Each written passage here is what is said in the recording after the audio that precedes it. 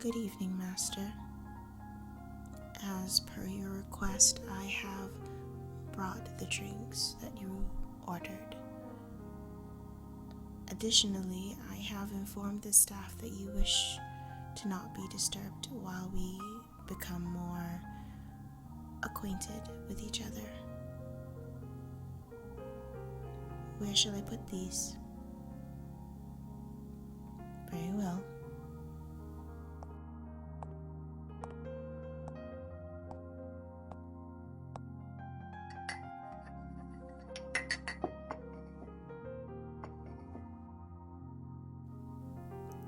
You needn't worry about me.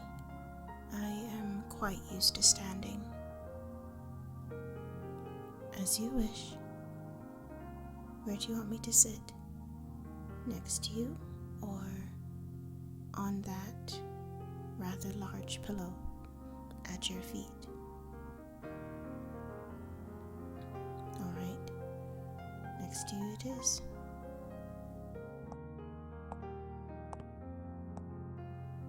If my tales bother you, just let me know. I'll try to keep them either across my lap or behind my back. Well, sometimes. Other times they have a mind of their own. My name is Yukiko, though some call me Yuki or Kiki. What do I prefer? Not that you can call me this, but Kyo. I haven't heard that name in a very long time, so you'll forgive me for the nostalgia. Excuse me? I don't think I quite understand. But I am being myself. Alright, fine. Just don't blame me if your little feelings get hurt. Alright, Master? First of all, Master, you can cut the cute little act. I know you knew my name this entire time. Oh, please, don't play coy with me. I can see from where I'm sitting the stack of documents resting on that table next to your arm. And I surmise that they are my contracts, correct? Well, we are going to be acquainted with each other for a while, so I suggest you do more than skim it. I bet you have. Well, Master, I believe you should listen to all of them. Why? Because my attitude adjusts per person. It depends on how you treat me. I can be sweet as sugar or fiery as the hell of which you believe exists. I may not be able to see your expression right now, but I can tell by your snickering that I amuse you. You're strange, you know that? Well, most other owners would be quite upset at my, what do they call it? Forwardness. Oh, I see. You know, I was wondering about that. For a second there, I thought you were going to have a guest. Sorry to break it to you, but I don't drink. That's what?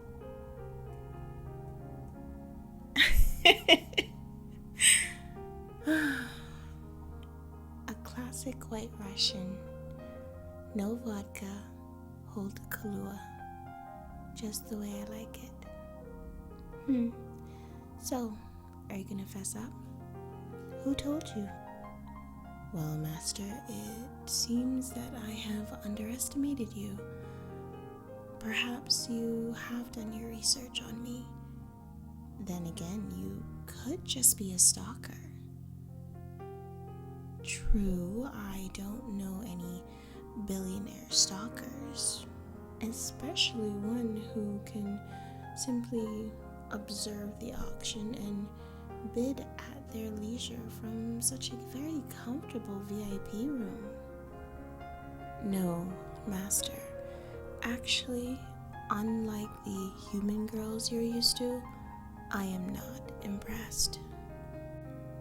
Oh? Which do you not like? When I call you Master or when I refer to you as my new owner? Very well. Then what would you like me to call you then? Let me see.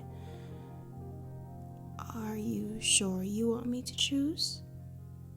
Alright. Then I think I'll call you Angel. Oh, Angel. You are beginning to doubt me already? People always think all angels are sweet and ethereal when their true nature are so much more complex. And I'm willing to bet that behind that very expensive suit of yours that there's more to you. I bet if you remove that mask, I'd be able to see the real you. I know this event was a masquerade-themed affair, but I would really like to see the face of my new master. Angel. Couldn't you indulge my curiosity? Even a little bit? Stupid bell. I was trying not to make it jingle. Why they believe adding a tiny little bell to a shock collar is beyond me. Well, you've probably realized by now that I have given more than my fair share of trouble to my previous owners, masters and mistresses alike. So I'm pretty sure in that envelope you received a little remote. Yes, that little darling. Hold on, be careful with that. It may only have 3 little buttons, but trust me, those 3 little buttons can do some damage. Well, not all 3 of them. One of them is to deactivate it. Yeah, the little blue button on top. But wait, why would you want to know how to deactivate?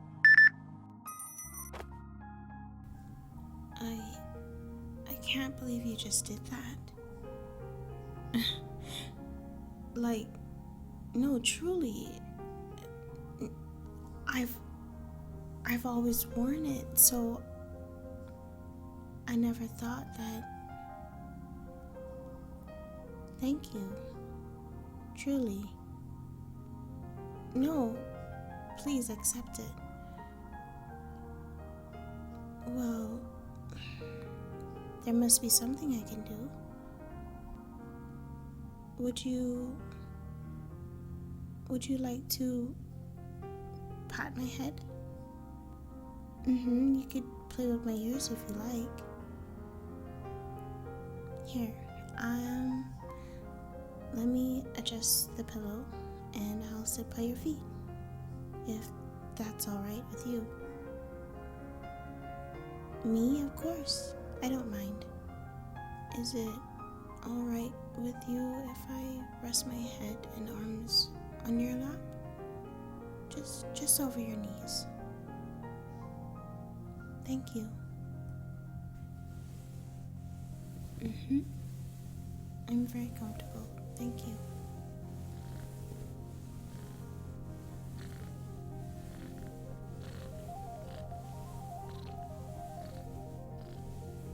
You do realize that we both can get in trouble for me not wearing a collar, right?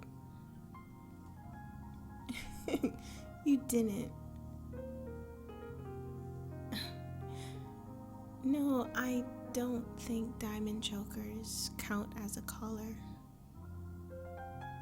No, not even if you put your name on it. Besides, I thought you didn't want to be considered as my owner. You're still possessive. Alright, noted. Anyways, continue rubbing my ears. I was enjoying that.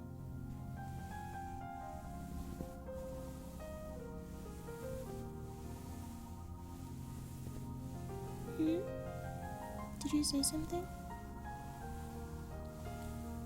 Oh, right. The classic, how did a girl like me end up in a place like this question? Well, I became a baby doll of my own free will. Honestly, no, that's what I have been trained to answer whenever a master or mistress asks me that question. The truth? No one has ever asked me that before. I mean, no one has ever cared to ask, so there's that. Nonetheless, I don't think I can tell you. It's not really a happy story. You know, you're not as rough with me like the others were. Assertive, maybe. Dominant, definitely. But controlling? Not even an ounce. No, please don't change. I think it's really refreshing, actually. You're welcome.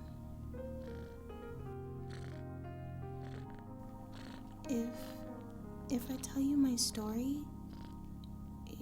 you have to promise never to use it against me, alright? As you may have noticed by my two tails, I'm not a regular Neko. I'm what's known to Japanese folklore as a Bakeneko. My father was a rather high-ranking noble, pure blood. Until me, that is. Like him, I am capable of shifting between this form and my cat form. Unfortunately, my human blood only allows me to shift partially into human. My ears and tails remain visible no matter what form I take, which, as you may have guessed, makes it quite difficult for me to fit in anywhere. What? No, both of my parents loved me with all of their hearts. As a child, we would spend summers with him in his realm. Then, one year when I was about 12, I caught my parents in a very heated argument. I didn't understand why my father was upset or why my mother was crying. When I asked what was wrong, they simply walked me back to my room, tucked me under the covers, and cuddled me to sleep. That was the last summer I ever saw my parents together again. My father told me all the time that he will always love my mother, for she gave me to him. He'd call me his little treasure, telling me that the knowledge of what was going on between him and my mother was not my burden to bear. Still, that did not appease me at all. I still asked them any chance I got for an explanation. Fast forward to my 18th birthday and me finding out, not so subtly, that my mother was slowly dying from an incurable disease. That was the secret. Their reason she and my father separated wasn't because of love lost, but because the more time she spent in his world, the faster she was dying. That was 10 years ago. No, she contracted a virus that is harmless to Bakeneko folk but deadly to humans. I'd bring her a batch of special herbs that a shaman gave me to brew as a tea for her, very expensive herbs, of which the shaman would only accept specific items for, specific to our world, which she could never cross into. It wouldn't cure my mother, but it would manage her symptoms with the possibility of building her immunity to the virus, so as she can begin to fight off the effects herself. And it was actually working. Within the first few months, Mom was beginning to walk again. Granted, she needed a cane, but still it was progress. So I made a deal with the shaman. And over time, the more I called upon her, the rarer the item she requested became. I needed more money to afford these things. You have to understand this. 5 years ago, I met this scout who introduced me to Malcolm. Yes, the founder of this very auction house. He was my first master. Practically promised me the world. Promised me that our contract would only be for a year, that he'd treat me with respect and kindness while providing me with whatever I needed to help my mother get well again. In a way, he spoke the truth. But I suspect I was too good of a pet because Malcolm didn't release me when my year had ended. It's always the damn fine print. Sure, the contracts now are littered with consent this and mutual agreement that, but that wasn't always the case. I was his for 4 years. My mom passed away a few months within the second year, and my hope for humanity died with her. My father? She was the love of his life. To this day, he still mourns her death. No, he doesn't know anything about this part of my life. He thinks I'm overseas studying. Yes, we're still in contact. Complicated isn't the half of it. You try sending mail or making a phone call to someone from another world.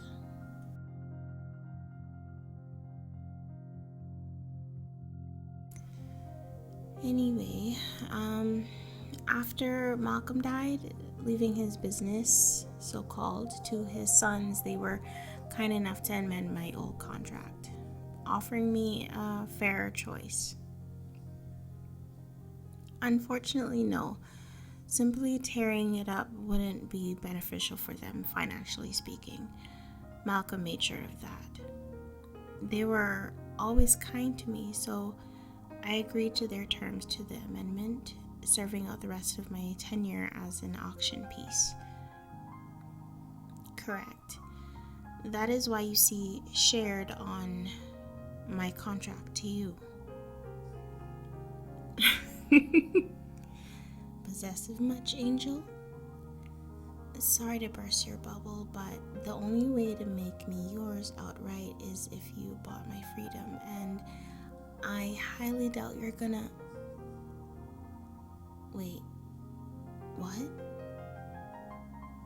Look, I don't appreciate sick jokes, nor do I like liars. So if you're going to say things like that just to mess with me, then I'm out of here. What do you mean, wait? Why should I? Do you have any idea how much my freedom costs? I was the owner's most prized possession. I'm not bragging. It's a fact. Seriously? Fine. Ignore me, you jerk. The contact? Yeah, I see the name. It's...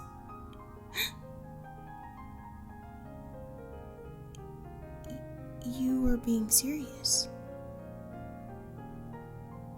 Why? I'm nothing to you.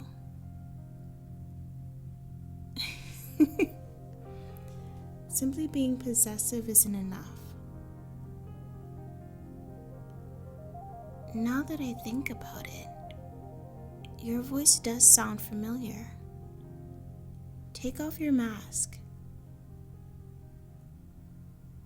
Because there is only one person in this entire world whom I ever told that story to. They had asked so much questions, it made my head spin. But you're acting like you already know everything.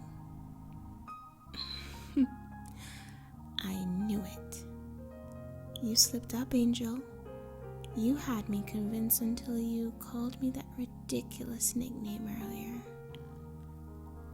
I am not your kitten. I can't believe you kept your promise.